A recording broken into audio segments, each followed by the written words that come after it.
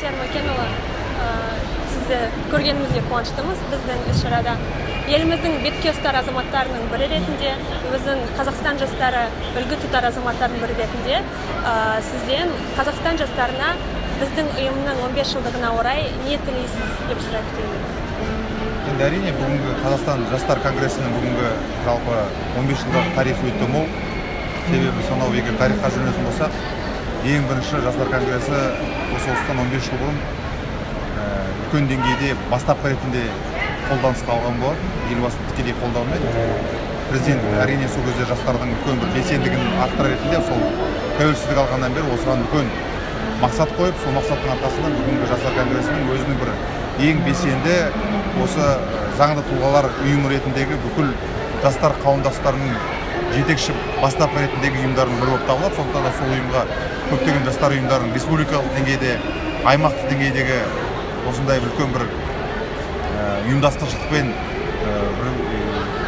ұйытқысы ретінде сондай бір үлкен жастар ұйымы болып есептеледі. Сондықтан да мен тілейтін жалпы жастар конгресінде ары қарай да іске асыратын мүмкіндіктер бар. Бұл себебі бүгінгі таңдағы елбасының жасап жатқан бар қолдауы, жастарға жасатқан қолдауының бәрін жастарға үлкен белсендігін арттырады деп есептеймін. Және мына елбасының мақаласындағы рухани жаңғыруға байланысты болашаққа бағдар деген бұл өте үлкен мақсатқа берілген үлкен жұмыс. Сондықтан осы жұмысты ары қарай осы жастар конгресі үлкен белсенділігін көрсетеді деп сенеміз.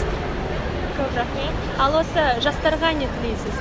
Енді жастарға тілейтін қандай кеңес бересіз? Енді әрине қазіргі жастарға тілейтін бүгінгі таңда осы жастарымыз бүгінгі заман талабына сәйкес болуына, елдің патриоты болғандықтан, прагматикалық тұрғыдағы, идеологиялық тұрғыдағы жастардың өздерінің бүгінгі болашаққа сенімін осы патриотизм арқылы алуға мүмкіндік жасауға бар мүмкіншілігі. Себебі қазіргі таңда жастардың бар мүмкіншілігі осы көзқарасы, менің ойлаймын, осы елге, халыққа сүйіспеншілікпен, отанына, жандағы қарым-қатынастағы ең бірінші отбасысына, ата-анасына, жалпы қоғамға деген сияқты үлкен сүйіспеншілікпен қарайды деп сенім білдіргім келеді.